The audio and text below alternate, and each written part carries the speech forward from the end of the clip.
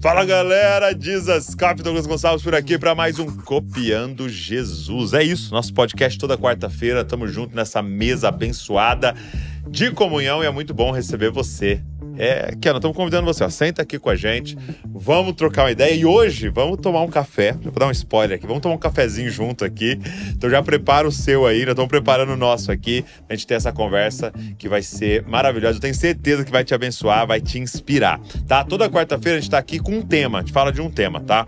E de segunda-feira a gente sempre tem aqui um convidado com seu testemunho e tal, e esses podcasts têm todos o mesmo propósito, deixar você mais parecido com Jesus, e é isso que vai acontecer aqui hoje, beleza? Então vamos embora, podcast de hoje.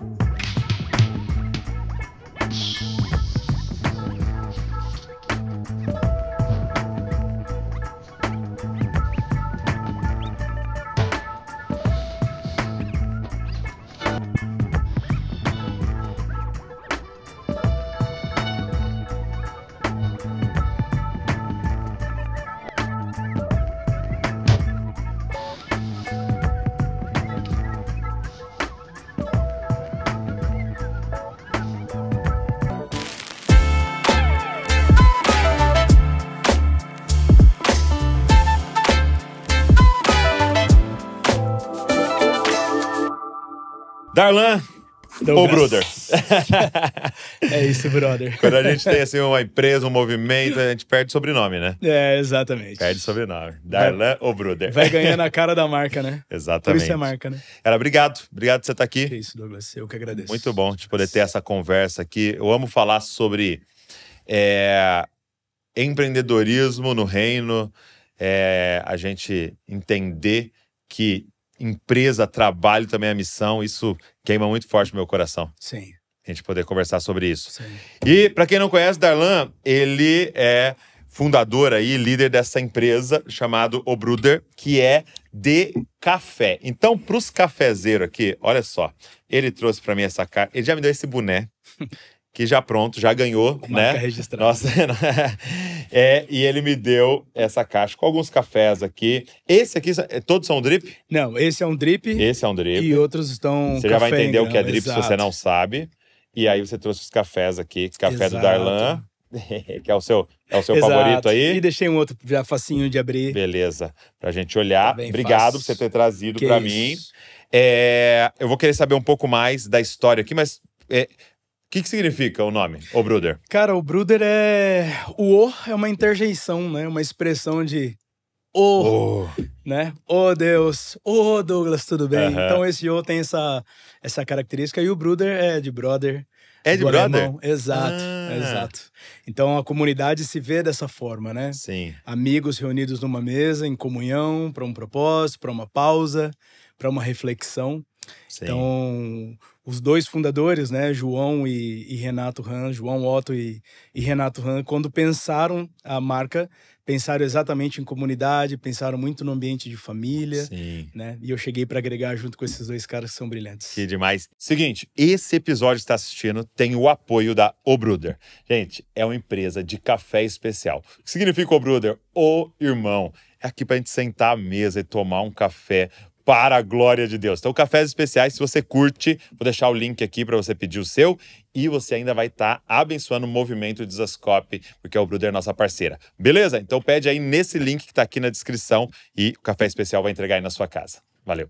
E quanto tempo tem essa marca? A marca surgiu em 2019, Legal. pré-pandemia. Então, cara, os caras lá, na época eu não tava. Guerreiros. Guerreiríssimos, quebraram muita pedra. A marca nasceu no Rio Grande do Sul, oficialmente, mas ela foi inspirada pelo João enquanto ele ainda estava no Hillsong, Austrália. Nós, nesse período, não nos conhecíamos. Eu tinha vindo de missões América Latina e Sim. ele lá na Austrália, lá na Oceania. Então, ele pensou lá, iniciou o processo de barismo lá, ainda no Hillsong, Sim. durante a escola. Quando voltou para o Brasil, casou, tocou a vida e, na sequência, embalou a marca. Muito bom. E é legal você falar esse negócio, né, de ser brother, né, de ser irmão, o irmão, né?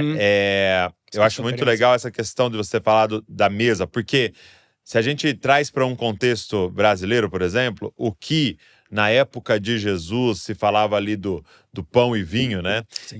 Do que tinha em cima de uma mesa entre irmãos, talvez aqui seria um café. Ah, com certeza. Um café e pão, né? Com e certeza, uma manteiguinha, né? Totalmente cultural, né? Então, o evangelho, né? Os evangelhos mostra Jesus muito mais na mesa até do que nas sinagogas, né? Com certeza. Muito mais à mesa do que num púlpito, trazendo para os dias de hoje, né? Então, essa cultura da mesa, essa cultura que o café representa, talvez alguns gostem de chá ou de outras coisas, mas essa cultura de sentar à mesa e compartilhar uma refeição, ela é poderosíssima. Né? Demais, né, Douglas? Cara, o café, ele é muito presente na nossa vida. Ele é presente na minha há mais de 130 anos. Mas uma das coisas que é muito claro para nós como marca é a conexão que o café traz, né? Então, quando a gente fala de café e conexão, a gente vê as duas coisas como sinônimos, né? Dificilmente você senta para tomar café com quem você não deseja, com quem você não gosta, com quem você não tem afeição. Então, o café, ele é uma manifestação de amor também. Então, se você reparar, às vezes as pessoas querem ter um bom papo. Ao invés dela falar, vamos sentar para conversar, ela fala, vamos sentar para tomar um café. Doido, né? Então, o café, ele é sinônimo de amor, cara. Ele é uma expressão de carinho, de cuidado, de zelo. E o Brasil, obviamente, é protagonista na construção do mundo, né, em relação ao café. O café, a semente é descoberta lá na Etiópia. Foi descoberta, tipo, não, eu ia te perguntar depois se é o maior produtor hoje. Ah, tá. Essa é fácil, sim. Hoje é o maior produtor de café dúvida. no mundo, é o Brasil. Disparado. A gente corresponde a mais de 40% da demanda global. Uau! Meu Deus. E os europeus tiveram um bom trabalho em trazer a sementezinha lá da Etiópia, que, aliás, um pastor, né, descobre. Foi mesmo? Foi, cara. Essa história é verdadeira. Mas pastor de ovelhas? Ah, tá. Pastor de ovelhas. Pastor de ovelhas. Aí a gente tá falando de algo perto de ser milenar, né? O café, obviamente, ele ganhou muitas formas, né? Formas Como que ele descobriu? Cara, ele viu que as ovelhas ficavam um pouquinho mais empolgadas. Acredita, ele se ligou que as ovelhas ficavam bem felizinhas quando comiam aquele fruto. E aí ele começou a ver que algo tinha ali, né? E como basicamente toda culinária tribal, sempre a partir de uma escassez, né? A partir de uma experiência e tal. E daí a bebida vem sendo desenvolvida já há muitos anos, né? Sim. Então, o café tem esse aspecto. E os europeus, obviamente, chegando no Brasil, trazem essa semente depois de algum tempo, né? Não é de imediato. E aí o café ganhou esse protagonismo no Brasil justamente pelo terroir, pela característica que a gente tem de solo, condição climática e tal. Então o Brasil, além da gente ter muitas áreas planas, o que não é tão comum na agricultura global, nós temos muitas montanhas, né? Então isso que eu ia te perguntar. Desculpa, gente, papo nerd aqui de café, tá bom? Você vai acompanhar aí, você vai gostar. Eu percebi que porque a gente fala assim, por exemplo, fala de Colômbia, fala da Etiópia e tal. Sim. Tem a ver com essa altitude? Cara, tem a ver com montanhas? Tem duas formas da gente olhar essa história.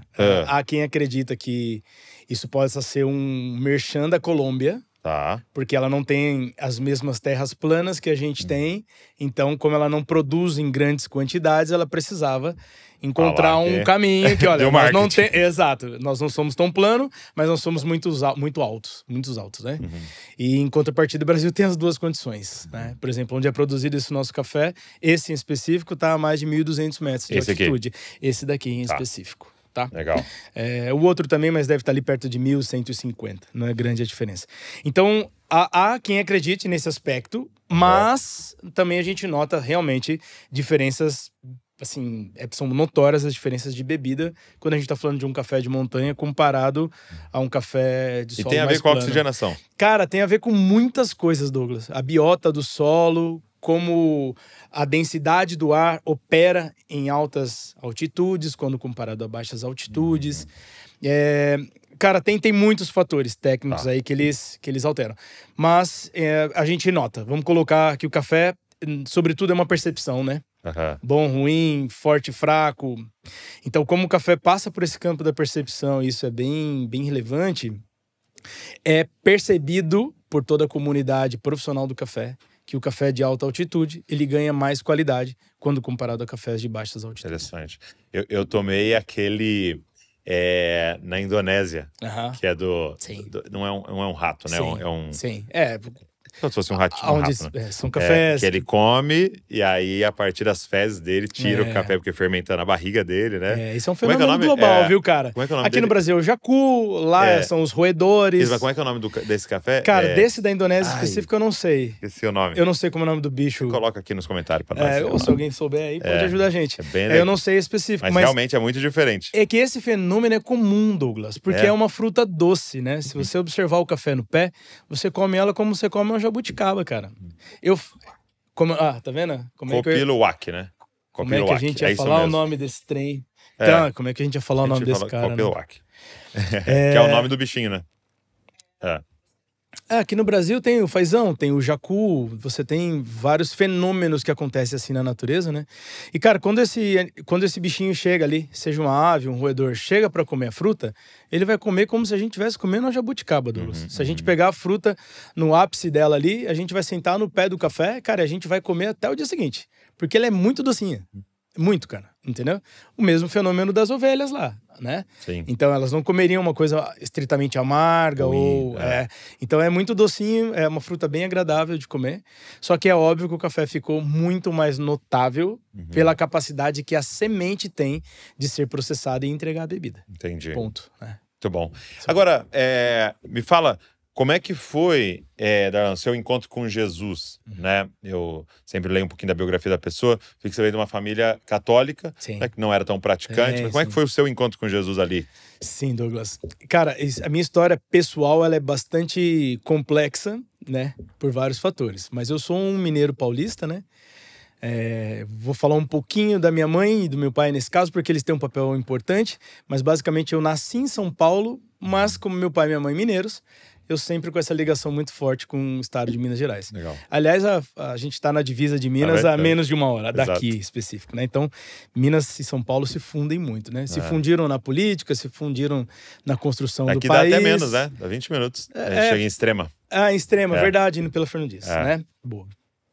Então, assim, eu nasci, meu pai da Zona da Mata, norte de Minas, né? De uma família de ferroviários, meus avós, meu avô especificamente, e minha mãe de uma família de agricultores. Dentro dessa agricultura estava o café. Entendi. Né? Eu não posso nem dizer exatamente como cafeicultor, porque o cafeicultor é aquele que vive exatamente da prática do café. Então era muito comum você ter a lavoura de milho, a lavoura de feijão e tal, para o sustento da própria família. Né? Agora, um pouco antes disso, com o meu bisavô, aí realmente tinha uma ênfase maior no café. Né? Olha só. Então, por exemplo, indo daqui por dentro até Ouro Fino, até Pouso Alegre, na verdade, parte da onde hoje a estrada passa era a fazenda do meu bisavô. Entendi. Né? E aí isso vai se diluindo como todo patrimônio de herança. E quando chega no meu avô, já chega num cenário bastante diferente. Então, minha mãe, quando ela sai dessa região de Minas, de Tocos de Mogi, Borda da Mata, ela já sai numa condição bastante precária, Douglas, né? Já sai atrás cara, se eu ficar aqui, minha vida vai ser como da mamãe, nesse caso minha avó, e não era fácil, né? Nada fácil. Então, minha mãe vai primeiro para as casas mais próximas ali, das primas mais velhas, que já eram casadas, para cuidar dos meus primos e tal, até que um pouquinho mais moça ela chega em São Paulo. E aí, quando chega em São Paulo, é a vida daquele imigrante que você já sabe, já tá ligado como é que é. Dificilmente vai para a Zona Sul, né? Não vai morar no Itaim Bibi. Exato. E aí, a gente foi para a Zona Norte, a gente, né? Minha mãe. E eu nasci ali na Vila Gustavo, Jardim Brasil e tal. E aí, é um bairro comum, né? Com as suas periferias ao redor, né?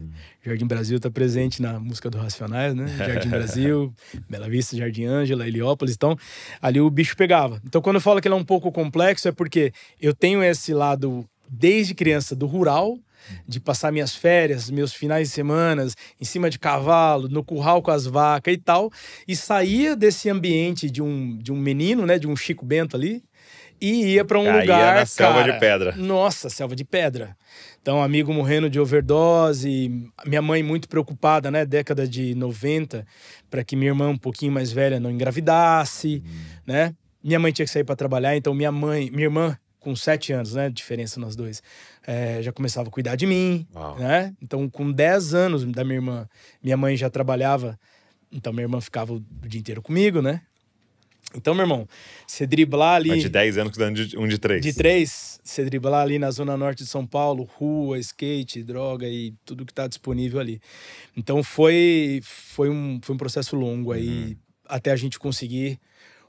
minha mãe chegar ao ponto de criar meus filhos, tá tudo bem, a coisa tá andando, né?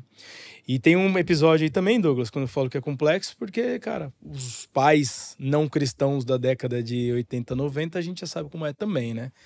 Aquele estereótipo do derby, né? Do Del Rey, e meu pai policial, né?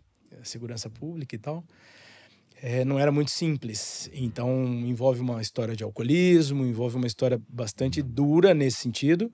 Um ambiente, um lar de muito amor, muito zelo, mas com uma realidade muito distante, por exemplo, da que eu tenho hoje com a minha esposa e com as minhas filhas, né? Com muitas dores, né? Muitos desafios, né? Exato. E até aí, sem Jesus, cara. Então, isso dá pra agravar essa situação. Você né? multiplica por um tanto aí, né? E eu tô dando essa volta, cara, pra gente chegar num ponto importante pra mim, que é o momento da conversão, né? Porque o que antecede a minha conversão é exatamente a nossa saída da Zona Norte de São Paulo para Mogi das Cruzes. Um pouquinho mais interior, com mais qualidade de vida, uma cidade mais interiorana. E aí mudou realmente esse aspecto da segurança, né? Toda aquela preocupação de uma mãe com 2 filhos, um adolescente e uma moça dentro de casa. Já mudou. Mas aí eu ganhei um outro desafio, né? Que era a construção de amigos e etc. E um bom amigo que eu fiz, ele... Cara, era um cara muito influente dentro do candomblé, tal, do terreiro. E, cara, eu ali, sendo muito amigo dele, acabo indo parar na religião de matriz africana. Fui parar dentro do candomblé. E aí a minha história pegou fogo, velho. Aí o bicho pegou pro meu lado. A porta de entrada foi relativamente fácil, mas a porta de saída não tanto. Então, essa sua entrada era quantos anos você tinha? Com 14, cara. 14 para 15. Então, se por um lado... algumas preocupações que estavam pertinentes à segurança e desenvolvimento social e tal, minha mãe conseguiu resolver. Por outro lado, agora ela ganha uma outra complexidade, né? Que é uma separação do meu pai, um filho adolescente no meio desse vulco todo, né? E, cara, me senti amparado nesse primeiro momento, acolhido num terreiro de candomblé, junto ali com excelentes amigos que inclusive eu tenho até hoje, né? Cara, a porta de entrada foi relativamente simples, porque você, ao chegar, você tem um choque cultural muito grande, né? A gente tá falando de uma sociedade urbana moderna e um terreiro, ele é muito similar ao tabernáculo do Antigo Testamento, né? Você tem a expiação, você tem a lavagem, você tem o sacrifício de animais, você tem vários elementos que eles estavam presentes ali no Antigo Testamento, que hoje é muito comum para nós, ao olhar para a Bíblia, mas que naquele momento é um choque muito grande. Então, me aculturei, iniciei todo um processo, porque realmente é uma trilha a ser perseguida, né? Um caminho. E eu faço questão também de diferenciar, sabe, Douglas, tudo que é pertinente da cultura africana do que é a religião africana, né? Então você tem a capoeira como expressão de arte marcial, você tem o jongo como uma expressão cultural, você tem multifaces do que é realmente a África no Brasil, depois de um período longo de escravidão, natural que seja assim, mas que não necessariamente a obrigatoriedade da religião está dentro desse pacote. Sim. Né?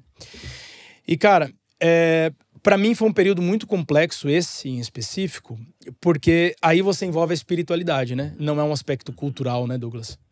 Então, quando você vai tocar na espiritualidade de uma pessoa, você vai deixar marcas profundas ali dentro, de como isso vai se dar. Da mesma forma que após um novo nascimento, o Espírito Santo vai te deixar marcas maravilhosas para ad eterno, também você pode ter um grande risco ao não escolher por caminhar com Jesus, né? Então, cara, esse foi um período bastante complexo. Aí eu acabei também entrando pesado no alcoolismo, cara. E fui deixando a vida social de lado, os estudos, o preparo para o trabalho, o preparo para a vida adulta. E, cara, me internei realmente nessa busca do eu, do Deus desconhecido, né? Daquela voz que me falava, né? E isso também veio acumulado de muitas experiências, assim, profundas, né? De ver coisas, de ouvir coisas, de ser tocado por coisas. E eu lembro, só dando um salto e eu retorno aqui, né? Eu lembro no começo da minha conversão, Douglas, um dia deitado na minha cama, ainda morava com meus pais, aí eu tinha 16 para 17 anos, né? Cara, no pé da minha cama, eu tinha ali o que, dentro das religiões africanas, são chamadas de contas, que são os colares. E eu tinha esses colares pendurados no cantinho da minha cama. Cara, e hoje eu tenho clareza sobre isso, né? Cara, e eu via demônios, assim, que eles subiam, como se fosse o Tasmania. Tô misturando um pouco a figura de linguagem, mas só pra gente conseguir entender isso. Cara, e eles vinham, e eu não conseguia me mexer em nada, cara, em nenhum aspecto. Pé, mão, olho, nada. E por dentro de mim, começava um clamor que eu não sei te explicar. Algo, um pedido de socorro a alguém, ao Deus desconhecido, e eu não sabia como expressar. E isso foi percorrendo por muitas vezes, cara. Vários fins de semana, várias noites, né? Então, quando eu tomo a coragem de fazer uma oração, foi dentro de um terreiro. Eu tava lá numa quarta-feira, os dias da semana são consagrados, né, às entidades, aos orixás, e era uma quarta-feira. E eu fui exatamente porque seria cada dia tem o meu dia, cada dia tem um dia específico, né? E também não falo aqui na condição de um especialista, tá? Sim. É muito da minha experiência pessoal, né? Então, era uma quarta-feira, eu fui fazer a minha devoção como natural de um praticante, né, do candomblé. E naquele dia, Douglas, ficou claro pra mim que não era pra mim. Mas eu também não sabia o que era pra mim. Então, essa experiência pessoal, familiar, bastante atribulada, divórcio, alcoolismo, adolescência, TDAH, cara, esse bolo me levou a uma busca muito antecipada, cognitiva, emocional, espiritual. E eu fiz uma oração, Douglas, voltando, cara, nessa noite. E eu acho que foi uma das orações mais importantes de toda a minha vida. E eu falei, se o Senhor existe, eu quero te conhecer, né? Eu quero entender o que é que está dentro de mim, por que que eu sou assim, né? Por que que minhas inclinações naturais, elas me afastam de tudo que é bom. Se o Senhor existe, eu quero te conhecer. Fiz essa oração, Douglas, eu não lembro exatamente quanto tempo demorou. Perigosa. Perigosíssima, cara. E poderosíssima. Poderosíssima. Então, às vezes, quem nos ouve aqui, de repente pensa que as orações, elas são dedicadas a um ambiente A, B ou C, a uma condição A, B ou C. E não, cara, o Senhor, Ele nos ouve a todo tempo, em todas as situações. Ele é Deus do passado, presente e do futuro. Ele não está preso a tempo, Ele não está preso a estruturas, né? E passado uns dias, Douglas, nessa época eu treinava, né? Treinava karatê e tal. E treinava por uma finalidade também, né? Eu era um cara totalmente raivoso, né? Raiva de mim, do mundo, da minha história, de tudo que tinha acontecido comigo e tal. Então a parada era treta e zoada. E, cara, na frente de onde eu treinava, tem uma igreja. E eu passava exatamente o dia zoando a pastora Terezinha, que acredito que vai nos ouvir. E ela falava, Senhor, por favor, escuta o nosso clamor. E eu ficava repetindo aquilo em tom de zoeira, cara. Um dia alguém me convidou, vamos. Eu olhei e vi que tinha umas meninas super bonitinhas, assim. Falei, opa, é óbvio que eu vou. Tanto de mina gata e tal. Tinha 16 anos. Entrei, Douglas, um corredor comprido, assim. Cara, parece que alguém saiu lá de dentro daquele púlpito com uma mão fechada, padrão um popó, assim. Cara, mas deu no meio do queixo, do jeito que aquilo me pegou, onde eu tava, eu fiquei, Douglas, prostrado. Entrou, caiu. Cara, eu não caí endemoniado, eu caí quebrantado, cara. Sim. Impressionante. A gente pensa muito em Deus quando o assunto é esse, relacionando a manifestação do seu poder. A gente esquece da manifestação do seu amor, né? E essa manifestação de amor que eu não sei te explicar, cara, começou em segundos. Por que que eu citei as minas bonitinhas? Porque, cara, naquele momento eu já não olhei pra mina bonitinha. Eu já não olhei para o que eu tinha, o que eu não tinha. Eu só tive uma convicção plena da existência de Deus, sabe? Então, a importância também da gente, como filho de Deus, né? De conseguir comunicar a mensagem em amor e em poder, né? Esse evangelho de poder. Cara, e ali iniciou um processo lindo na minha vida, com 16 para 17, de conversão. E eu estava na fase de alistamento. Eu tinha tido basicamente 2 sonhos até então na minha vida. O primeiro, ser um agente de segurança pública, como meu pai tinha sido, né? E o segundo, agricultura. Como eu perdi esse timing da minha vida, e se você me permite, aí eu queria voltar um pouco. Claro. Cara, como eu tinha esse contato com Minas, curral, agricultura e tal, quando eu tinha uns 12 anos, um pouquinho antes da separação do meu pai, da minha mãe, eu tinha muita vontade de estudar num colégio chamado Cefet. Cefet é um colégio agrícola, né? Cara, só que eu na minha adolescência e na minha aborrecência misturado, perdi o time, Douglas. Então, enquanto eu deveria estar focado nos meus estudos, no meu preparo e tal, cara, eu tava na gandaia, eu tava na zoada, entendeu? Eu tava no arrebento.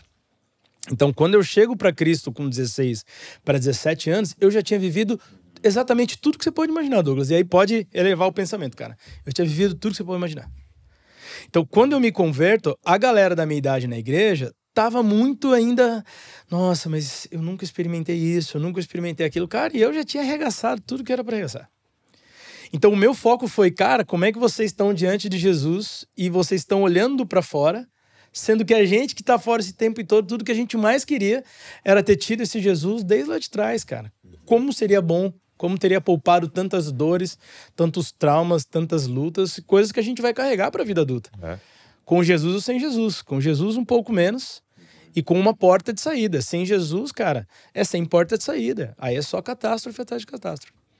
Então acho que às vezes as pessoas também têm um pouco disso, de não conseguir perceber o benefício que elas têm. Eu ouvi há pouco, né, o filho da Ana Paula que tava aqui falando, cara. Menino cheio de graça e tal. Sim. Cara, e... Pô, cara, o cara é filho da Ana Paula, né? Sim. Tem uma participação, uma contribuição na expansão do evangelho super significativa. Sim. E ainda assim, em algum momento ele olhou e falou, cara, eu acho que lá fora tá melhor pra mim. Então, eu acho que o cara jovem que tá ouvindo a gente, velho, precisa saber isso com muita clareza. Se ele tá num ambiente de cobertura, de amor, pacífico, cara, fica aí. Por todas as dores que possa ter nesse lugar, fica aí. Porque fora desse lugar é pior ainda, né? É terrível. É terrível, cara. Então, quando eu chego ali, cara, e conheço Jesus, a parada era muito real pra mim. O ambiente espiritual era muito real pra mim. Muito real. Eu conseguia ter uma clareza sobre aquilo e a importância daquilo, assim, que eu via que a galera da minha idade não tinha, né? E o que aquilo significou pra mim foi tão intenso que eu já fui pro seminário. Primeira matrícula que eu vi lá, fui lá, pô, tava em fase de alistamento e tal. Não era tão simples, né? Conseguir um trabalho e tal naquele momento. Falei, cara, eu vou pro seminário. Então eu estudava, terminando o ensino médio pela manhã. E aí era em São Paulo mesmo? Isso tudo em Mogi das Cruzes. Sim, em Mogi das Cruzes. E aí eu saía do colégio e, pumba, me enfiava na igreja. E, meu irmão, aí eu abro uma outra escola na minha vida, que era o tio Marcão, hoje falecido.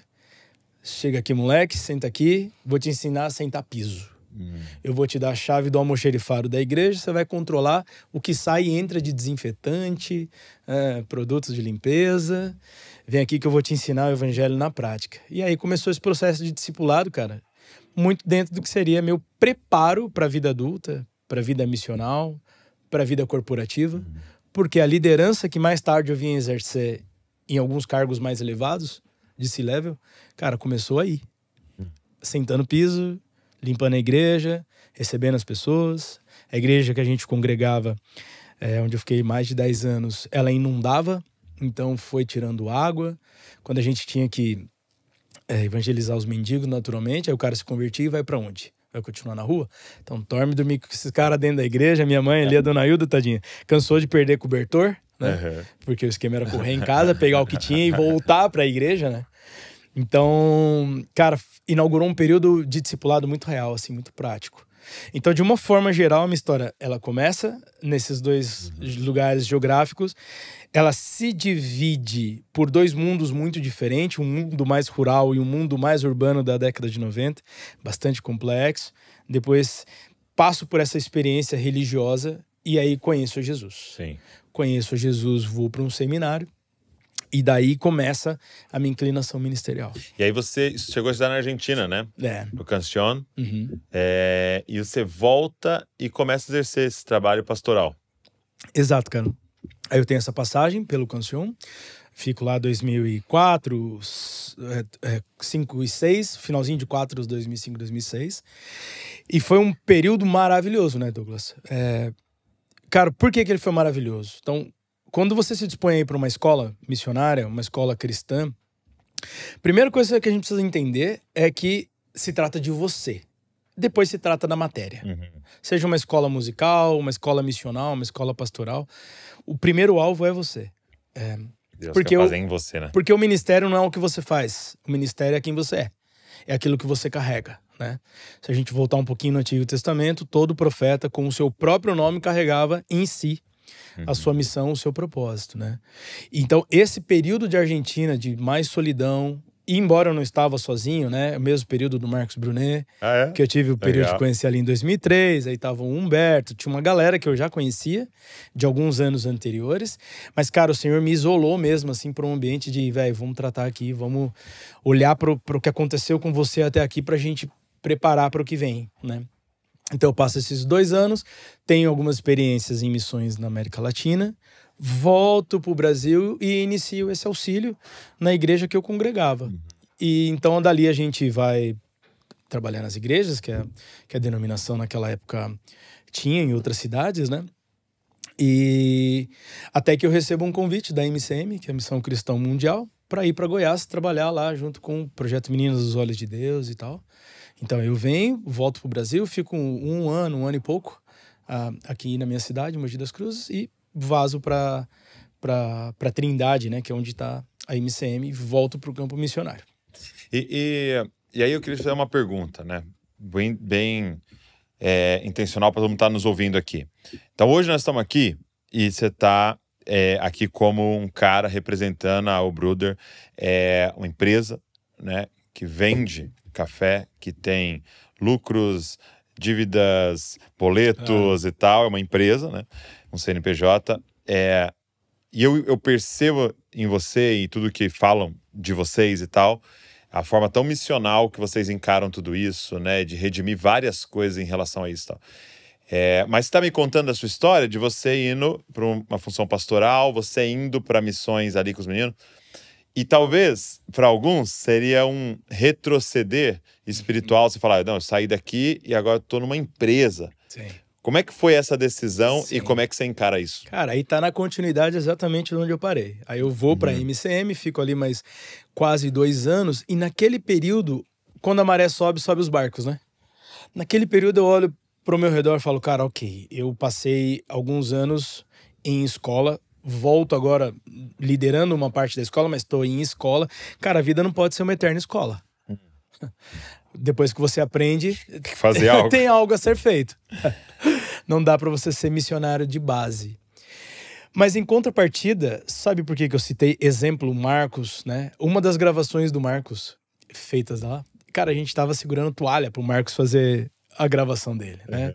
O Tom, exemplo, foi nosso aluno no Canção São Paulo, e depois fica com a gente no Adorar em Mogi. O Felipinho do Salvaon, Felipão, né? Hoje Felipão. Cara, eu conheci ele gurizito de tudo, legal. Cresceu, passou pela escola, qual eu também era professor, que era o Adorar. Então, eu vi a vida de vários amigos que tinham se disponibilizado a fazer exatamente a mesma coisa. Trilhando aquilo que eles se prepararam para fazer. Totalmente contrário da minha trajetória. Exato. Isso foi uma crise enorme. Isso que eu ia te perguntar. Porque há uma dicotomia na nossa cabeça de tipo, não, olha o Marcos Brunet cantando músicas para Jesus, olha o Tom, compôs tal e tal canção. Aí você fala assim, eu tô numa empresa. Exato. E em alguns momentos eu tô na mesa com esses caras, com alguns deles saindo para tocar, para ministrar e fazer o que a gente conhece como mando figurino.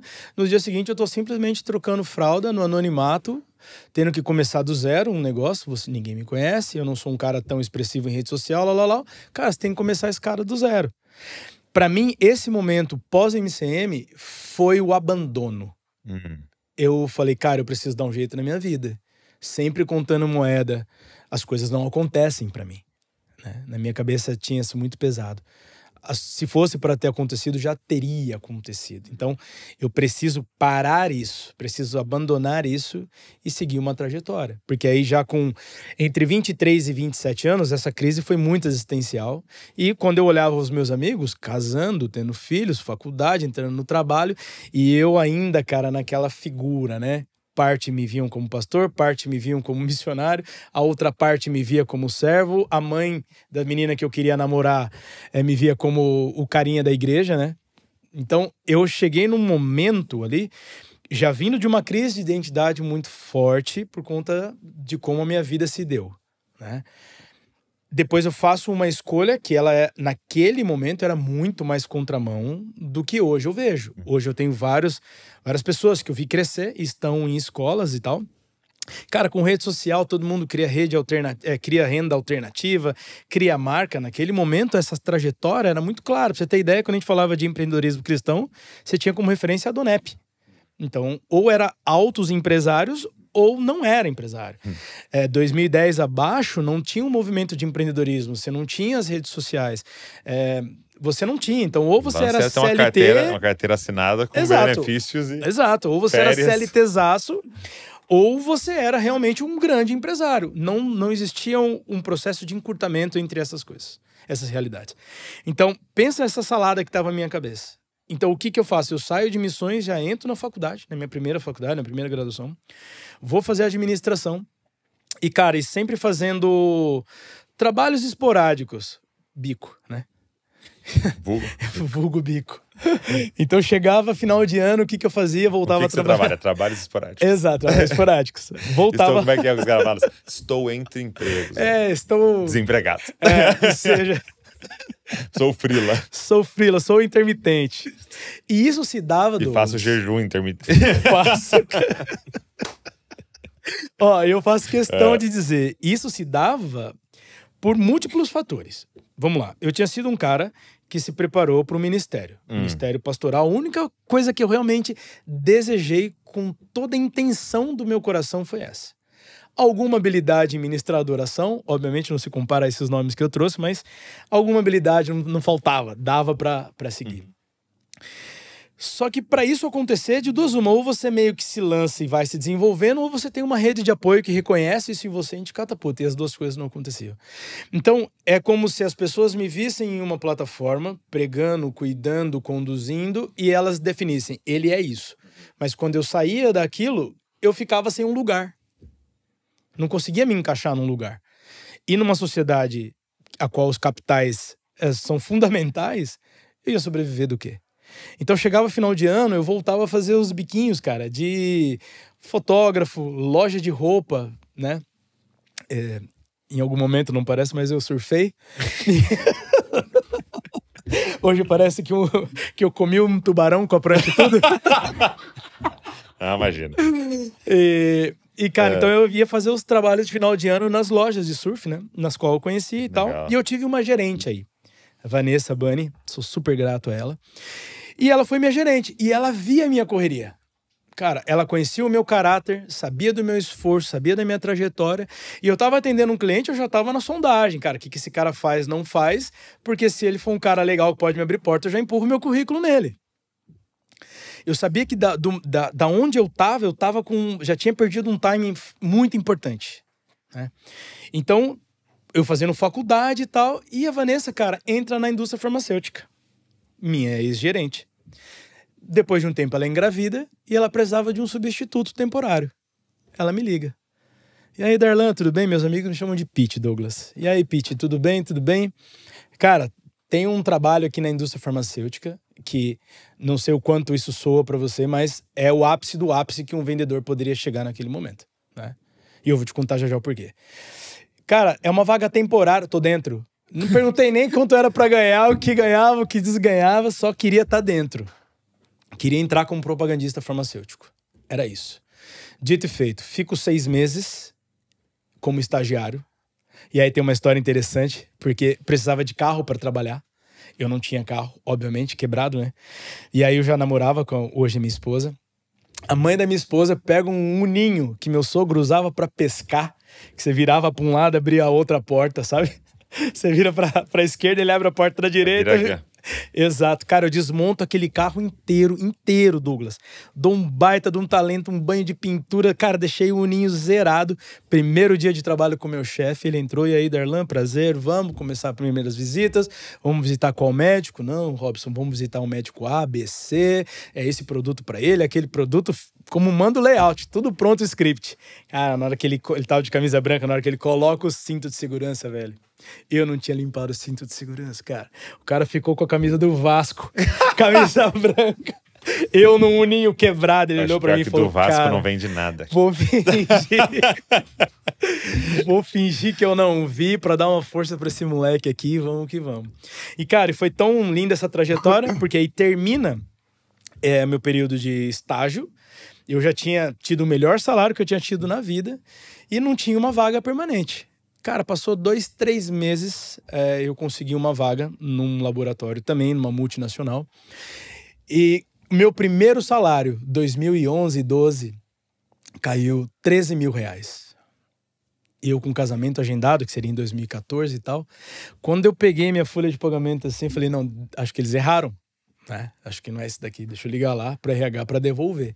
E aí caiu aquela bolada. Naquele momento, foi a bandeira no cume do monte, do tipo, cara, de missionário, agora eu sou um CLT, de um cara que dependia das ofertas e sempre ali contando moeda, descredibilizado e tal. Cara, olha onde eu tô. E isso foi um misto de errei, mas deu certo, um misto de viu onde eu cheguei? Vocês não me valorizaram? Cheguei. Foi um misto de tudo, cara. Chego ali. Quando eu saio da MCM, um passo atrás, eu tinha a impressão que eu tinha a convicção de que eu tinha abandonado o ministério para correr atrás desse. Então não Fica sonho. Uma culpa, né? Fica uma total. culpa. Não era um sonho. Era uma necessidade. Né? Então, quando eu chego nesse misto, eu tinha misto de emoções, eu tinha muitas coisas passando pela minha cabeça. Do tipo, ok, agora eu vou casar, tenho condições de casar. Agora eu tenho um salário, mas eu ao mesmo tempo olhava também para esses mesmos nomes e falei, cara, olha a distância que a gente tem. O que eles fazem é relevante, o que eu faço não é relevante. Isso é muito forte, mano. Cara, o que eles fazem traz de fato o reino, o que eu faço, não. O ambiente... Sou secular, né? O secularismo é uma pauta interessante pra gente abordar, porque ela molda o pensamento cristão também. A herança da Revolução Francesa, a herança da Revolução Industrial, a forma como Lutero e os demais reformadores em 1500 passam a modelar o que seria a igreja protestante, com resquícios entre o dualismo do sacro e do secular. E, cara, então, quando eu chego nesse momento, Douglas, eu celebro demais por um lado, mas eu também passo a me odiar demais por outro lado. Olha só. E naquele período, você não tinha um pastor empreendedor. Você não tinha um amigo empreendedor na igreja. Porque uma ala da igreja muito franciscana, né? E uma outra ala muito da teologia da prosperidade. Pô, eu era missionário, cara. Né? Eu tive base, né? Boa parte do meu discipulado foram com caras que fazem muita diferença até hoje no mundo, né? No início da minha conversão, em 2003, ali, eu tive bons momentos com Mark Schubert. Eu era muito influenciado por Gregório McNulty. Eu tinha Casa de Davi... Faca na caveira. Faca na caveira só, hein? Faca na caveira. Na Argentina, durante todo esse período que a gente teve, Casa de Davi era muito presente. O David Keelan muito presente por conta da amizade com o Marcos, e a gente dentro desse grupo apoiava na tradução, às vezes como músico, às vezes como staff. Então eu tinha discipulado, né? Eu já conhecia boa parte dos líderes protestantes reformados, que molda muito também o meu pensamento em relação à minha teologia e tal. Então, cara, eu sabia quem eu era. Não era para eu me encaixar nem numa ala franciscana e eu também não me encaixava numa ala da teologia da prosperidade. Mais uma vez, minha identidade pro Beleléu, cara. Então, toda vez que eu conseguia construir um pouco da minha identidade, cara, rapidamente ela se diluía. E eu tenho uma inflexibilidade, fruto da neurodivergência, fruto de como eu processo o mundo, E essa inflexibilidade, ela não se dá em coisas bobas do dia a dia, né? Se a gente tá atrasado ou não tá, se era para ir para a direita e decidimos ir para a esquerda, para mim tá tudo bem. Mas quando o assunto é... Cara, eu planejei isso. Eu amei isso. Isso daqui foi algo que eu tive clareza da parte de Deus. E por que não? Cara, e aí isso me leva a uma espiral, que é um looping quase eterno. É quase eterno, né? Então, lidar com todas essas demandas, e principalmente quando eu perco um apoio pastoral muito forte, quando os meus amigos agora crescidos, um vai para a Holanda em missões de Ocum, o outro fica na Argentina, o outro casa e naturalmente, naquele momento eu não casado, tem um distanciamento social. Cara, e um TDAH não tratado, meu amigo, é um tripé do fracasso, né? Falta de pastoreio, neurodivergência não tratada e não ter amigos que te parem. Amigos que tenham autoridade para te colocar numa maca e te descer pelo telhado, entendeu? Exato. Então, quando eu me vi trabalhando muito, viajando muito, para você ter ideia, a gente está aqui na cidade de Bragança, né? Eu passava 15 dias em Mogi das Cruzes, 15 dias aqui em Bragança. Aqui era parte do meu setor de trabalho, né? Vinha visitar os médicos, hospitais e tal. Por outro lado, se inicia uma corrida que é a corrida do corporativo, que não tem esse timing todo que a gente tá aqui filosofando, né? Se sou isso, se sou aquilo, se estudei... Meu irmão...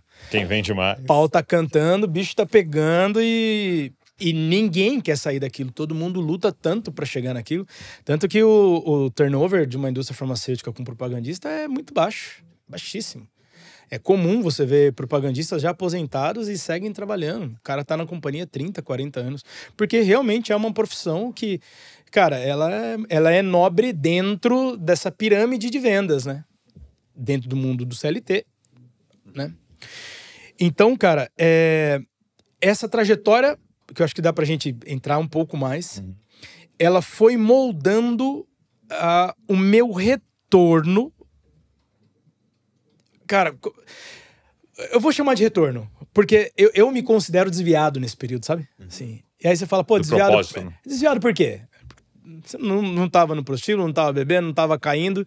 Cara, mas eu tava totalmente desviado da minha forma de ver a Deus, de uma forma bíblica, de olhar para o meu chamado tal como a vocação que eu havia recebido, e o compromisso de pôr a mão no arado e não soltar do arado, que eu mesmo fiz, né? Então eu estava desviado disso. Eu olho para o empreendedorismo como uma chance de começar a conciliar esses dois mundos. Considerando que havia muita graça da parte de Deus nessa área da minha vida, de empreender, conectar, fazer dinheiro, fazer renda, e não havia a mesma facilidade mais para sair, para ministrar, para pregar, para cuidar e coisas do gênero que estão mais relacionados a um pastor clássico. E aí você me perguntou como que se dá o Bruder nesse contexto, né? Eu aí não imaginava que um dia estaria dentro da Allbruder. A Allbruder não existia. Num período que empreendedorismo era mato. Falar de empreendedorismo cristão não era comum. Então, quando chega 2015, eu começo a fazer uma conversão. Eu olho o primeiro unicórnio brasileiro na China, uma startup, 99 táxi. Eu falo, cara, tem uma corrida paralela que eu tô aqui. Eu seguindo a trajetória que eu vou ser propagandista, você que é account manager, você gerente. Distrital, regional, nacional. Cara, uma cadeira de diretoria tá longe. Aqui é 40 anos nessa trajetória. Do meu lado tem caras da mesma idade, trabalhando com tecnologia, de bermuda, chinelo, com liberdade de escolha, cara, e vendendo startup por um bi. O que eu fiz? Mudei a corrida. Mudei a trajetória. Daí, obviamente, não é tão simples quanto parece, mas eu comecei a corrigir... Querer ser o Neymar, né? Exatamente. Né? E também como se o Neymar entrasse em todo jogo e quebrasse tudo, elástico pra tudo quanto é lado, né? Então, eu chego aqui nessa corrida, agora já mais com um senso de o que me trazia peso eu consegui me desfazer, né? Que hoje, olhando para trás, se eu soubesse que só fazia parte do meu treinamento, teria passado por tudo aquilo sem espernear nada. Exatamente, cara. Simples, velho. Faça todas as coisas para a glória de Deus, todas as coisas como se estivesse fazendo para o Senhor, todas. Em que e aonde o Senhor te inseriu. Faça isso com zelo, com amor, com temor, né? Faça isso modelando ao seu redor e não sendo modelado. E aí são princípios tratados desde sempre. Mas que no front, com aquele bando de informação, cara, para mim passou batido. Então, já 2015 para 2016, começa também esse meu retorno do tipo, ok, vamos conciliar as duas coisas? Porque as duas coisas, elas são uma só. Elas não são duas. E eu acho que esse é o ponto que eu queria muito que a galera reforçasse na cabeça da galera, ou se aprendesse hoje pela primeira vez, talvez. Não há essa separação. Não há. Se o Senhor te chamou para dentro do ambiente eclesiástico e trabalhar ali, faça para a glória de Deus. Se Deus te chamou para empreender ou para trabalhar em uma empresa tal, você vai fazer para a glória de Deus. E essa segunda parte aqui é a maioria que está nos ouvindo, tá? Se Deus te chamou para ficar em casa agora nesse período, cuidar dos seus filhos, você vai fazer para a glória de Deus. Não tem como desligar discípulo de Jesus, ligar discípulo de Jesus, né? E eu acho que esse é o ponto. E aí eu jogo até um temor maior. Terrível é empresário que tá pastor. Que Deus te fez empresário, você tá pastor, e terrível. Eu falo muito sobre isso também. Se alguém foi feito por Deus para ser pastor, tá empresário. Entendeu? É esse lugar do centro da vontade de Deus, deve ser a nossa busca, né? Douglas, ser um homem 360 não é nada fácil. Eu me vejo completamente limitado. Sou pai de 3 meninas lindas, em pleno desenvolvimento. Tenho uma esposa linda, então 4 ovelhas só dentro de casa. Ser empreendedor, meu amigo, jornada bruta. Né? Empreendedor no Brasil, mais bruto ainda. Cara, pensa muito bem. Quem nos ouve, pensa muito bem o que você vai fazer com seus dias. Uma conta simples, Douglas, que ela se aplica ao CLT e ela se aplica ao empreendedor. Para o empreendedor, ela vai se aplicar quase que dobrado do que eu vou falar. Se você tiver uma média de vida produtiva de 50 anos, isso são aproximadamente 18.500 dias. Desses 18.500 dias, nós produzimos, em média, 12.500 horas. Se você pegar 1 hora de oração ininterrupta durante 50 anos, vai dar aproximadamente 1.000 horas, 1.050 horas. Ou seja, não é nem 1%. Desculpa, eu falei 12.500 horas. São 105.000 horas. Tem 105.000 horas, né? Então, se você orar todos os dias, 1 hora por dia, vai corresponder a 1% da sua jornada de trabalho de 50 anos. Então, se a gente entender que prática espiritual está limitada ao campo do jejum, da oração e da palavra... É 1% da sua vida que você vai... É 1% da tua vida produtiva. E orando 1 hora. Orando 1 hora a dia, exato. Não é hora culto, né? Tô aqui no culto, tá contando relógio, não, irmão. É ali no seu quarto fechado, você e o Aba, 1 hora. Então, só que, Douglas, posso fazer um parênteses com a história geral, né? Porque é o seguinte, se você observar a própria Revolução Industrial, né? Ela colocou na cabeça do homem que ele é máquina. O homem é apêndice da máquina.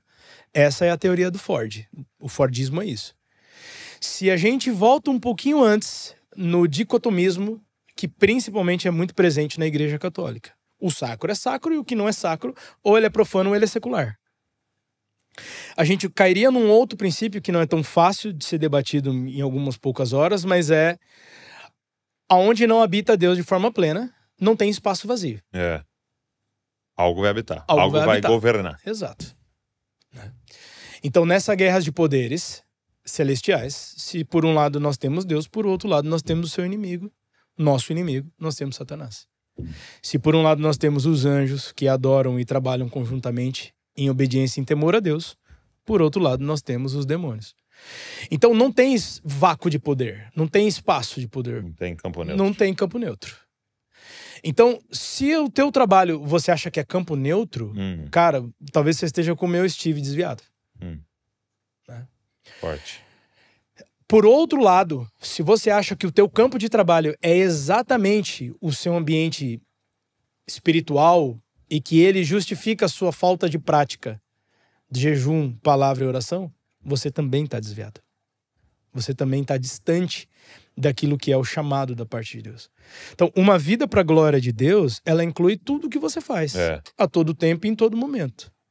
Então, nós não precisaríamos falar de BAM, por exemplo, Business as Mission. Crítica contra o movimento? Nenhum.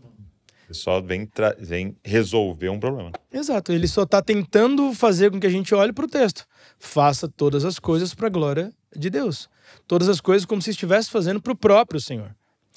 Então, quando a gente vai falar de um ambiente missional, posso responder o que você me perguntou sobre o Bruder.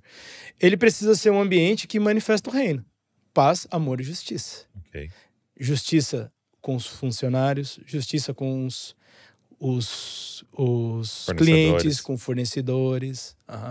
Ser justo no preço, ser justo na entrega, né? E eu acho muito legal essa visão. E aí, para quem tá ouvindo a gente aqui, que lidera ou é dono de uma... Ó, nós vamos fazer traz para mim aqui, esse aqui. Fazer um cafezinho? Hora vamos feliz? fazer um cafezinho aqui? Eita! Ó, você falou que esse aqui é o Dipper, né? Mas deixa eu só falar um negócio antes de você fazer.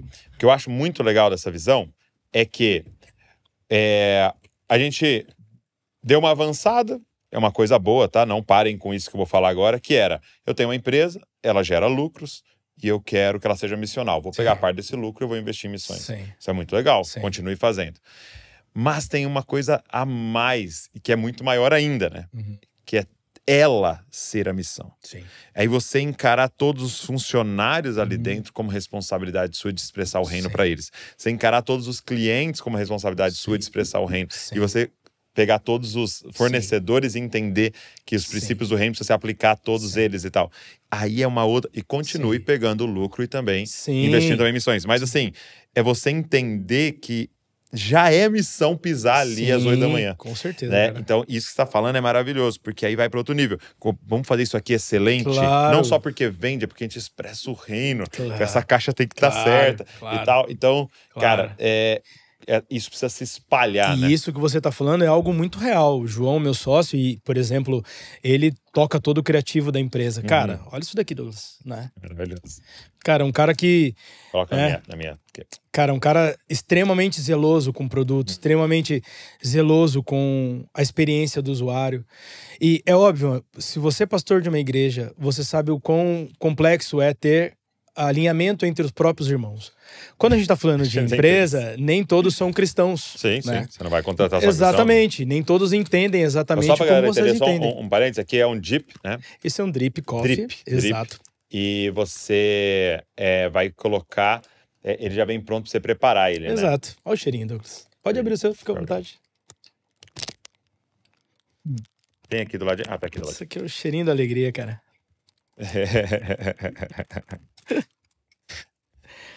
A própria embalagem serve depois pra gente retirar ele. Pra agora. Tá? Exatamente. Se você observar, ele tem um formato de bolsinha, ó. Porque depois que termina, a gente faz uma bolsinha e guarda ele ali dentro. Ele aqui também, ó. Então, além de ser prático, higiênico, você pode usar ele qualquer lugar, né? Em viagens, expedições. Meu Deus. É um cheirinho legal, cara. Então a gente faz uma pré-infusão, né? Ó. Só para o café começar a ser despertado. Tá. Vai dando aula aí. Esse daqui, um pouquinho só pra... Esse é bem facinho de fazer. Então a gente faz uma pré-infusão, porque é quando o café, que é rico em açúcares, carboidratos, proteínas, aminoácidos. Cara, olha que interessante, né? Muita gente acha que o café, ele é sinônimo de cafeína, né? Mas café é sinônimo de açúcar. 30% de tudo que é solubilizado, extraído aqui, 30% são açúcares, na forma de frutose e glicose. 1,5% é cafeína. Mesmo? Aí o restante, proteínas, aminoácidos e tal. Ácidos graxos, né? Então depois que a gente faz essa pré-infusão, a gente dá uma acordada no café. E aí a gente pode dar a sequência, ó. Sim. Aí também... Esse aqui é quantos ml geralmente? Sim, cara, 120 a 150. Tá. Óbvio, a gente tá bem no olhômetro aqui, né? Sim. Mas ele vai funcionar bem porque aí você consegue ter um parâmetro, né? Sim. Você já toma sem açúcar? Toma com açúcar? Eu tomo sem açúcar. Cara, muita gente fala do açúcar também, né? Posso falar pra você que não é um grande crime? Não? Não, cara. Não é um ketchup na pizza? Não ali, é, assim? cara. Não é. Não é. Não é picar o macarrão? Não é. Dá pra ser um pouco mais ortodoxo, puritano e tal. Porque quando você tem um café de alta... açúcar aí. Quando você tem um café de alta complexidade, o que você não quer é exatamente tirar o equilíbrio dele, da forma natural dele. Mas o café é rico em açúcar, cara. Então seria estranho você colocar sal. Entendi. Né? Ok. Colocar então você açúcar... que põe sal, vamos parar. Exatamente. Se você põe procurar sal... um médico urgente. Exatamente. Exato. O CAPS da sua cidade. Exato. Né? Urgente. Com urgência. Mas é engraçado, porque o que aconteceu? Eu ia fazer um jejum mais prolongado, né? E aí eu procurei um médico pra, né, orientar e tal. E aí um nutricionista me passou uma preparação antes. Então, tipo, uns 20 dias antes, 21 dias antes, eu fiz uma preparação. E era meio uma cetogênica, assim, sabe? Sei. E aí ele falou, ó, tem que tirar qualquer coisa doce, na verdade. Porque mesmo o adoçante, ele aciona uns negócios e tal que me atrapalharia na preparação do jejum. E aí eu tirei. E então eu fiquei esses 21 dias sem tomar, sem açúcar e tal, sem adoçante e tal. E fui. Aí quando eu voltei, falei, não vou pôr de novo. E hoje já faz, sei lá, uns 2, 3 anos. Comigo igual. Tirei açúcar durante um jejum de açúcar. E aí, cara, eu dei uma golada assim, sem querer no da minha esposa. Meu Deus do céu. Enguia, né? Era uma coisa horrível. Eu falei, o que é isso? Falei, olha que interessante, né, cara? Não, ó, vamos lá. Obviamente, eu sou um pouco mais puritano no que tange as bebidas que eu tomo de café. E nas que eu desenvolvo. Né? Então, obviamente que eu não coloco... Douglas, acho que ainda cabe mais uma remessinha. Pra não podemos perder nada. E você sabe também, tem um outro truquezinho aqui que eu vou mostrar pra você, cara. Só deixar ele escoar. Depois que o café escoa, né? Ou depois que ele é totalmente filtrado, você pode colocar um pouquinho de água. Pode colocar só um pouquinho, ele dá uma boa quebra no amargor, principalmente. Que legal. Provou, viu que você errou um pouquinho no tempo de extração, porque no fundo é contato da água quente, como solvente, com o grão. O último que sai do café é o amargor. É a última coisa que sai. Então, se você tirou antes, ele não amarga. Entendi. Esqueceu, igual a gente tá conversando aqui e tal, viu que ele tá um pouquinho amargo, dá um pinguinho de água ali que você salva o café. Uma vez eu comprei uma Aeropress. Aquela, eu gosto muito. E aí eu vi lá uma receita de uma que tinha ganhado naquele ano lá. E aí era isso, ele vai bem concentrado, eles faziam e depois colocava água. Coloca água. Alguém pode confundir um pouco com o americano, né? Que é aquele formato de café Starbucks e tal. Não é só um pingo d'água mesmo. Ó, Douglas, eu aqui acabei fechando assim, mas ela também vira uma bolsinha aí. E aí dá pra gente... Guardar aqui. Não pingar na casa inteira. Olha aí, gente. Certo. Esse é muito legal, que você pode levar pra qualquer lugar. Cara, muito prático, né? Diferente da gente ter que moer e tal. Turma, vamos de café? Manda pra todo mundo aí, ó. Fica à vontade. Pode pegar, tira aqui pra mim. Que é diferente um pouco, me permite? Claro, eu deixei isso aqui um pouquinho mais prático pra você conseguir ver. Coloquei até numa embalagem que fica fácil a visualização. Fica à vontade. Nossa. Aí a gente já tem que realmente moer. Pode abrir ele, Douglas. Pode abrir. Acho só pra você ter essa experiência mesmo, cara. De cheirá-lo, né? Vê se você gosta, cara. Porque eu sou suspeito pra falar. Meu Deus. Não, e o cheiro, né? É muito bom, né? Eu faço isso de uma forma bem sarcástica, porque eu já sei a reação, né? Exato. logicamente, né? Muito Deixa eu ver também, só pra não... Só pra não perder o bom hábito. Me devolve, vou levar embora. Só pra não perder o bom hábito. Douglas, e essa parte que a gente tá conversando, né, do cuidado com os produtos, eu falava sobre o cuidado também, né, com colaboradores e tal, né? Isso é algo que é muito real, muito claro para nós. A importância, né, desse cuidado. Então, uma coisa que eu posso falar para qualquer empresário sério, cristão, temente a Deus, é que ele vai demorar um pouco mais. Cara, isso pra mim é estudo de casa, assim. Ele vai demorar um pouco mais. Necessariamente. Cara, eu venho também muito desse mundo de tecnologia, faz parte da minha formação, né, em marketing e tecnologia. Tive a oportunidade de estudar numa faculdade muito boa, que é a FIAP, né, bem reconhecida e tal. Também tive a oportunidade de ganhar um prêmio da ONU por conta disso, bem interessante. Então, assim, eu tô imerso. Então, eu tô falando isso porque, só pra afirmar que eu tô imerso nesse ambiente. Sim. E em startup, cara, a gente prototipa rápido, valida rápido e manda bala. Roda o MVP. Os chineses são muito bons em fazer isso, cara. Melhor que os americanos. Brasileiro também é muito bom em fazer isso, tá? A gente tem uma agilidade por conta do custo de capital no Brasil, que é muito caro, e o risco jurídico, que também é muito elevado. Então a gente precisa fazer coisas rápidas, testar rápido, ver se... exatamente. Já matar rápido, já... Exato. Quando o assunto é inovação, testes, desenvolvimento, eu acho que a gente tem que ter a mentalidade de ser muito ágil. Quando o assunto é negócios, pessoas, ou os profits, né, lucros de uma forma geral, a gente precisa ser muito cuidadoso. Com quem faz, como faz, por que faz. E eu me arrisco a dizer que isso deve ser levado continuamente em oração. Isso deve ser trago para a mesa sábia. Pra mesa que há sabedoria. Porque, cara, o risco de você meter os pés pelas mãos é muito alto e eu fiz isso. Né? Eu tive envolvido num negócio, eu posso falar cifras, que ele me geraria, pra mim, CPF, perto de 10 milhões, assim. Com uma grande rede de academias, então tinha lá o CFO deles, enfim, era uma equipe bem robusta. Cara, eu disse sim pra pessoa errada, no momento errado, né? E isso me custou, Douglas, muito, cara. Muito, muito, muito.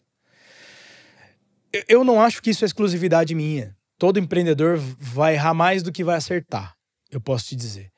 Quando ele tá errando no ambiente técnico, ele errou financeiramente, ele corrige com finanças. Ele errou com uma medida de implementação de software, ele corrige com outro software. Agora, quando você erra como homem... Motivação. Cara, quando você erra como ser, como pessoa, vai trocar a pessoa? É. Eu não troco as pessoas aqui dentro. Aí é a metanoia, é arrependimento. Né? Cara, não é mudança de chapéu. É. O eu empresário, o eu pai, Cara, eu sou o Darlan. É tão doido, porque a gente, assim, quando a gente começou o Desascope de forma mais integral, porque ele era um movimento, né, eu fazendo ali na internet e tal, e quando eu saí do meu emprego, vi, e a gente começou o movimento, né, e aí organizando o CNPJ, tendo que organizar todas as coisas, né, eu tive a graça de um amigo vir e fazer uma consultoria com a gente, sim, de pensar nesses detalhes, né? E aí uma das coisas que ele falou pra gente é isso. Vamos desenhar aqui o porquê do movimento. E a gente desenhou aquilo, né? O visão, propósito, o pessoal fala e tal. Então aquilo ficou tão forte no nosso coração que era muito louco, assim, tipo, quantas oportunidades a gente falou não. Sim. Exemplo nosso, a gente é uma loja virtual de livros. Sim. Douglas, cara, esse livro aqui, cara, tá vendendo muito. Sim. Isso aqui igual água. Coloca que vai vender muito. Aí a gente olhava e falava, cara, e nem era errado o livro, né? Era um livro cristão. Sim, sim. Cara, mas a gente tá falando de formar cópias de Jesus. Isso aqui não forma. Não tá nesse propósito. Tá, não tem a ver com o que a gente tá fazendo. Não vamos colocar. Então não dá pra olhar pra isso. Entendeu? Então, e várias situações. Aí uma outra, quando a gente começou com os produtos digitais, um curso e tal, era às vezes escrever uma copy, escrever uma propaganda, tava assim, esse curso é o melhor do Brasil. Não é o melhor do Brasil. A gente não é o melhor. Isso vai mudar completamente. Não vai mudar completamente a vida da pessoa. Sim. Mas se a gente falar isso, vai vender mais. Não interessa, não vai. Isso vai contribuir para ajudar no que Deus está fazendo na vida dela. É um curso muito bom. Talvez é o melhor que a gente já fez, beleza. Mas não é o melhor do Brasil. Sim. E não vai mudar o Brasil também. É porque essa honestidade intelectual, ela tem a ver com como você vai terminar o seu dia, né? Exato. E é isso que você está dizendo, né? Pode demorar mais. Só que é muito mais duradouro. Com certeza. Cara. E a longo prazo, até mesmo falando com empresários, é mais lucrativo. Com certeza. Isso também é estudo de caso. E eu posso endossar duas coisas que você falou, eu faço questão. Primeiro a gente agora descobrindo essa parceria junto, o cuidado que vocês têm é impressionante. A forma como todo o time tá alinhado com o que você tá falando é muito percebido. E eu não tô falando isso de jabá. É real, de todo o meu coração. Então, só para dar um contexto, a gente tá fazendo uma parceria com o Brother, né? Então, a gente queria até esse episódio para anunciar. Ou seja, aonde você for, tiver um evento lá do Desascope, vai estar café lá, o Brother, tá? Eles vão abastecer para os nossos convidados. Então, você, futuro convidado aqui do podcast, é isso aqui que você vai beber com a gente aqui, tá? O escritório vai ter também, né? Então, os funcionários, fica tranquilo aqui, vai ter lá também. E a gente vai deixar até o link para você pedir aqui já. O Brother, você que toma café especial, você vai curtir muito e você vai saber que parte daquilo que você está investindo aí no seu café também vai ajudar o movimento Desascope. Então você vai estar também contribuindo para que a gente continue espalhando por toda a parte aí que você é uma cópia de Jesus formando Cristo da nossa geração. Então a gente vai deixar os links aqui. Esse link em especial é que eles sabem que você está pedindo a partir do Desascope. Então usa aqui esses links, tá na descrição para você pedir o seu café e ainda você vai estar contribuindo aí para o reino continuar avançando em todas as formas aí possíveis, né? Então, aí estava dizendo, então, a gente começou esse trato, né? E nem fui eu de forma específica, foi a galera da equipe, a Nath, o pessoal. Sim. E isso é muito verdadeiro. E eu vou ser sincero pra você. O meu dia, ele tá dividido em coisas que eu gosto de fazer e eu faço, coisas que eu gosto de fazer e não dou conta, coisas que eu não gosto de fazer, mas tenho que fazer. A alegria que eu tenho tido, cara, junto com o meu time, juntamente com os meus sócios, os fundadores, cara, de estar com vocês é enorme. Pelo trato, Douglas. Pela forma como a gente tá vendo a mesma coisa. No final do dia, tem a ver com dinheiro? Tem, mas deixa eu falar uma coisa que eu acho que é muito importante. Abre esse parênteses aí. Cara. Só tem um meio do dinheiro ser algo bom no seu bolso, na sua conta. É se o seu dinheiro for pra glória de Deus. Cara, é isso. Porque no mais, pode parecer o conto da carochinha. Se ele não for, você não vai se sentir pleno. Você vai ganhar, gastar. Na verdade, muitas vezes é combustível para sua destruição. Total. Cara, vários problemas não são resolvidos porque eles estão mascarados por uma condição financeira muito boa. E vários problemas de uma família estão mascarados também pela má condição financeira. O marido tá lá tretando com a mulher com o marido, achando que é ele que não presta. Na verdade, só tá faltando, cara, o básico. Na verdade, só tá faltando alinhamento. Não tem a ver com quem eles são. Tem a ver com como eles estão fazendo as coisas. Então, esse lance que eu tô falando do pra glória, parece que é um jabá ali, tipo, pra glória. Cara, mas ele é, porque se no final das contas todos e tudo há de ser julgado e o seu dinheiro te impede de fazer, ou a falta do seu dinheiro te impede, cara, ele é uma daquelas mãos do Novo Testamento que te faz pecar. Então você tem que arrancar fora. Se você tem pouco, você precisa trazer mais. Se você tem muito, você precisa dar. Porque se ele tá te impedindo de desenvolver, cara, arranca isso da frente. Então, eu não tô tratando isso como se fosse o conto de fadas, né? Do tipo, cara, ser empresário, você vai ser exatamente como todos os caras que você vê na internet. E eu vou ser sincero, eu acho que eu poderia ser um deles. Eu trabalhei em vários lançamentos aí por trás de caras que estão faturando 7 em 1 aí. Em algum momento me senti tentado a fazer isso, cara. E eu não tô falando que fazer isso é errado. Não. Mas a entrega que eu teria diante do que me sugeriram, cara, não mudaria a vida das pessoas, não agregaria. E aí você ficar rico, ensinando os outros a ficar rico, não me parece uma coisa tão nobre, né? Agora, se você trilha um caminho da riqueza, e eu gosto de tratar a riqueza da graça de Efésios 1, né? Se essa é a sua principal riqueza, que é ter a graça de Deus, e a partir disso, todas as outras riquezas são agregadas, são adicionadas, cara, dificilmente você vai ter problema com dinheiro ou com a falta. Com excesso ou com a falta. Muito bom. Glória a Deus, cara. Que alegria. Alegria fazer essa parceria e a gente tá, assim, caçando, né? Caçando realmente pessoas que estão entendendo isso. Eu acredito que seja uma grande pauta para esses próximos anos, porque a gente tem um despertar. É claro, as igrejas estão fazendo as coisas para a glória de Deus, mas se a gente tiver um despertamento dos empresários que são discípulos de Jesus, nós vamos ter, assim, uma revolução acontecendo na nossa nação. Porque eu passo 2 horas com a pessoa na igreja e 40 com a galera que trabalha comigo. Aonde você acha que eu consigo fazer um discipulado mais efetivo? Com certeza. Então, eu acho que é um despertamento, uma pauta onde está em busca dessas empresas do muito reino. Bom, e estou muito feliz de fazer essa parceria com vocês. Cara, muito bom. Cara, eu tô muito feliz. Tô com o coração quente. Isso é algo unânime entre a gente lá. Legal. Todo mundo com o coração extremamente aquecido. E agradecer o Marcelo Cacilhas, né? Que trouxe os primeiros grãozinhos aqui, plantou. Foi muito legal.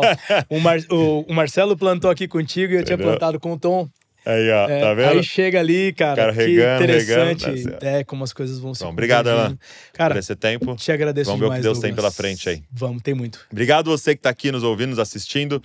De novo, o link tá aqui pra vocês, do café. Pede aí, tem vários lá. Tem o drip, igual você viu aqui, mas tem os grãos, tem o moído, tem tudo lá. Eu tenho certeza que vai ser muito bom, você vai curtir demais. E ainda vai estar abençoando também o movimento Zascope aqui, beleza? Deus abençoe você e não se esqueça, você é uma cópia de Jesus. Valeu.